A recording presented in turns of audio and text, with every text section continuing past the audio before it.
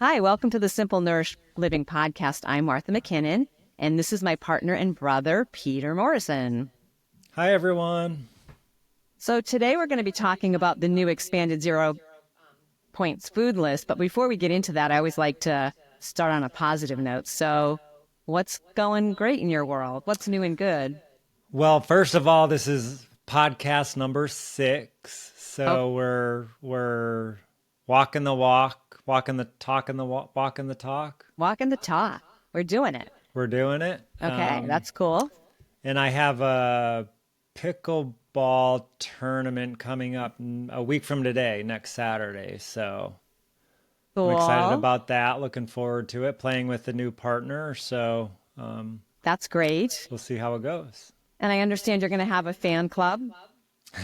I am going to have a fan club. There'll be Cool. some family members in attendance, so Well, that's great. little added pressure. Congratulations. Is it just a one-day thing or One day thing, it will not be televised. will it not be Just televised? no, just a little tournament at a local facility in Claremont, California. Well, So that's great. So we'll be yeah, cheering for you. thank you. Really good. So in October, Weight Watchers released an expanded 0 points food list. And so we've had some time to be implementing that and playing with it. And we've, had some feedback from folks around it. And so we just thought it would be good to talk about it just to give our thoughts, on what it means. A lot of people are excited.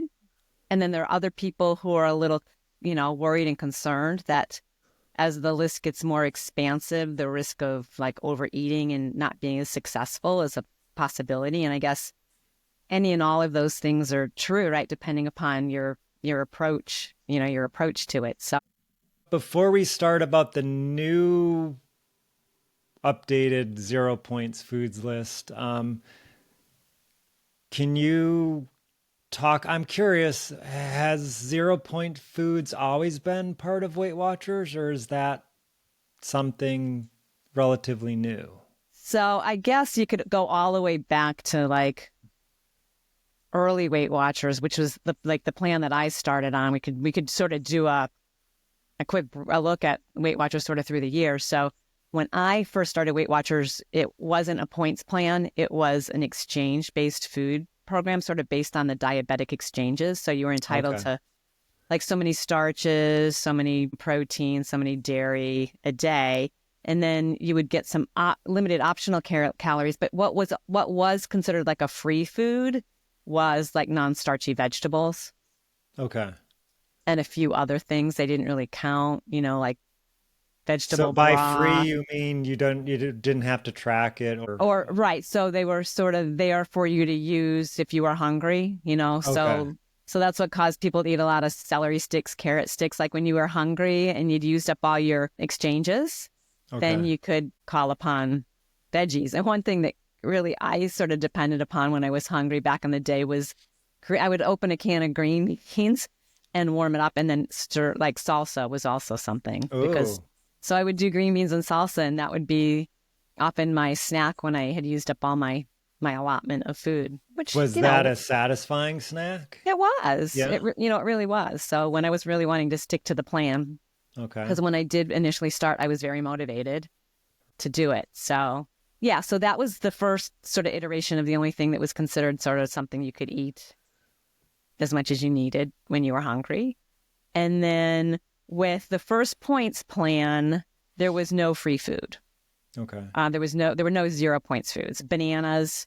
And so, and I think Weight Watchers was criticized for that. So for example, I think a banana was 2 points and so was an Oreo. And, Oh, okay. and so I remember again being at meetings at that time where people were of the mindset, I'm not wasting 2 points on a banana, When I can have an Oreo. when I can have an Oreo, which, was a struggle. And so the first foods that went to 0 in a future iteration, that was, I think, called Points Plus. And then so they introduced free. And again, all of these changes messed with people's mindsets depending upon whether you're being successful or not. So then fruits and non-starchy vegetables became 0 points. So now you couldn't justify not having the banana, instead of the Oreo because of the points involved. But what happened with the fruit was that people started to OD on fruit. So a lot of people who had been successful and then started to just overload on fruit started to gain weight, and they got frustrated with the plan. So it took time to just calm down, because we got to remember that the guidelines are there to help us and to provide sort of training wheels for us to learn and get to the point where we're sort of normal, healthy eaters. But if you have issues around food and you're gaming the system, there's a backlash that can happen. You can sabotage your own success. So you have to remember that while they're 0 points, it's to encourage you to eat them because they're healthier, nourishing foods, but they also still have calories. So a banana, back when I did the original exchange plan, it was a serving of fruit was half a banana. So it's great to have a banana, but if you start freezing bananas and, pureeing, putting them in the blender and making banana ice cream, but you're eating 4 or 5 of them at a sitting, that's like the same calories as a Big Mac, So you got to just consider all those things. And bananas vary greatly in size too. I mean, you could find some really smaller ones, and there's some really quite large ones too. Right. So that was the next version, and then within I think earlier plans, the Weight Watchers offered what was called a core plan, and then in later plans they changed that terminology to simply filling. And that was sort of an alternative to following points, where you had this expanded list of what I would call whole foods, where you could opt to not count points and instead just limit your intake to the foods on that list. And you might have just a weekly allotment for treats. And that's getting very much similar to, if I go back, I loved Simply Filling back in the day. And that was probably in maybe 2016, 2017, I'm thinking. And so you saw a lot of these similar foods. Your fruits, your vegetables, even your starchy vegetables, the whole grains, your non-fat dairy, lean proteins. So what I see happening is this 0 points food list now keeps expanding till it's almost back to the old core Simply Filling plan. The few things that are missing, I think, whole grain pasta, a lot more grains, or in that old plan that have not been reintroduced yet. But slowly, that was my awareness, that slowly this list is starting to look more and more like that old core plan, which makes sense because it's what all the nutritional experts, would be telling us to eat, like our fruits and vegetables and our whole grains and our lean proteins and our low-fat, non-fat dairy. So it's a very healthy approach to eating. And I think a lot of people are excited now. I am, because I love potatoes. So potatoes were added to the list now. But those aren't non-starchy. Nope. So they've gone beyond non-starchy to include starchy. So corn and peas were added in an earlier iteration. Okay. Now potatoes are part of that. Beans, legumes have been there for a while. What else got added was...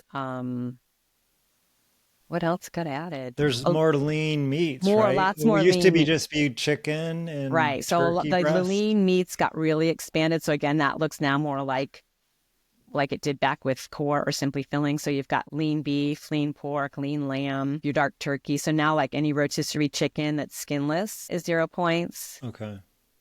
Ham is not, correct? Ham is not. No. So you can have pork tenderloin. Okay. But ham is not. It's still, if you're getting lean ham, it's still pretty low in points, but it's not 0. There's something Oatmeal, oats, yeah. So that's another, for people who love their oatmeal or baked oats and things like that. So that's a big addition. So those were the... So your personal opinion is that that's a positive change? Yeah. And I guess I'm biased because I did have success on the old Simply Filling plan. What I feel like that helped me do was we'll talk about this at some point, but I think my goal has always not been just to lose weight, but to become what I would call a normal eater, to have a normal relationship with food, and to be able to just eat when I'm hungry, eat a reasonable amount of food, stop when I'm full. And with, by practicing with those foods, I was able to move myself in that direction to the point where now I would say that, I have that kind of relationship with pretty much any kind of food. It doesn't have to just be that. So it really helped me get to where I wanted to be. If you have real issues around overeating, craving certain foods, real extreme hunger, then you're going to have to, again, just sort of monitor yourself and figure out, what works and what doesn't for you.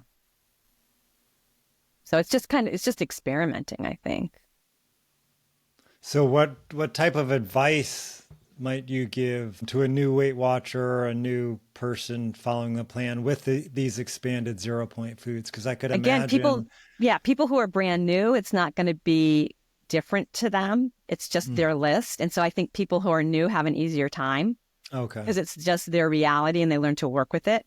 I think sometimes people struggle because they're used to a certain way of eating, and the change kind of causes a little disruption. So I just think, be kind to yourself. If you're concerned about certain foods not working for you, if you're concerned that by adding them in, you're going to, again, you can experiment and try and see, because we always just say, let the scale or however you're measuring yourself, the fit of your clothes, be your guide. A lot of people I know play with that around the whole concept of blending, because Weight Watchers also says that, your fruits and vegetables are 0 points unless you drink them. So if you turn them into a smoothie, they count them. And the belief behind that is that it's really easy to exceed what would be, because drinking, I guess, has been determined to not be as satisfying or satiating as eating. Oh, interesting. Yeah. And but some people follow that, and some people say, I know myself well enough. I know I only use 2 or 3 fruits in my smoothie in the morning. I'm not like eating tons of it, and it works for me. So a lot of people will say, well, just let your success at the scale be your guide, because people will tweak the plan, which is one of the reasons I really like Weight Watchers. Is if you sampled a room of successful Weight Watchers, you'd find that everybody's doing the plan a little differently. And so it provides a framework, but it also provides some flexibility that allows you to really individualize it and make it work for you. So I would say just, if you're concerned and certain foods don't work for you, then there's no obligation to eat them. But if you want to try adding in some foods that as 0 and not counting, just, give it a try and see how it goes for you. Just give yourself some grace. And I think the best approach is to just be curious and treat it like you're a scientist, just trying to figure things out, trying to make it fun and see what happens.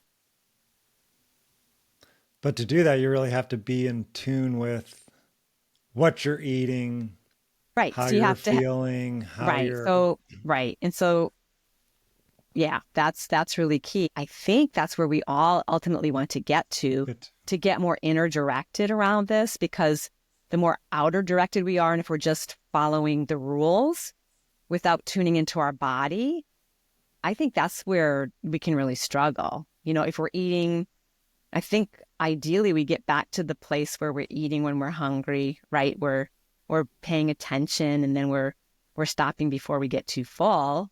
Otherwise, it's really hard. It's sort of like if you're just eating based on the clock, or just, it's lunchtime, so you're eating. It's harder if you're starting to eat when you're not hungry. How can you possibly know when you're satisfied? So I just encourage people to use all of this as a guide to try to tune in and be more mindful. And again, maybe that's because of everything I learned through mindless eating, and that a lot of those techniques sort of help you, slow down and notice those things in a more natural way. And that makes me think of an article you wrote, I think it was not too long ago, or maybe you updated it not too long ago, about why you think it's a bad idea to always eat all your points. Right. Yeah. For the same kind of logic. So there are some people out there who have the belief that you should always eat all your points. And I just disagree with that, because again, I think about using this as a way of getting back to a more normal, healthy relationship with food. And if you're eating when you're not hungry, you're kind of reinforcing, again, that disconnect from your own internal guidance system. So I would never encourage anybody to, eat when they're not hungry. Right. And I think I used to do that, it's sort of like preventative eating, preemptive eating. It's like, well, I better eat now because, I've got to go out and do some errands. And I think a better approach is probably to say, well, I'll pack, like I used to like pack a healthy snack, like a part of a protein bar or a handful of nuts or something, so that if you are hungry, you have something there. You don't have to panic about suddenly driving through, closest fast food restaurant. You've got sort of a plan there for dealing with that. But I think eating when you're not hungry just is working against where you ultimately want to get to. Great. This has been very helpful and informative. Well, good. Thank you so much. We will include a link out to the 0 points food list in the show notes. And if you have thoughts around this, what your experience has been with 0 points food and the expanded food list, would love to hear from you to get some additional insight to what's happening. And please subscribe. We're trying to build out our YouTube podcast channel here. So thanks so much for tuning in, and we'll be back real soon. Thanks, everyone. Have a great day. Bye-bye.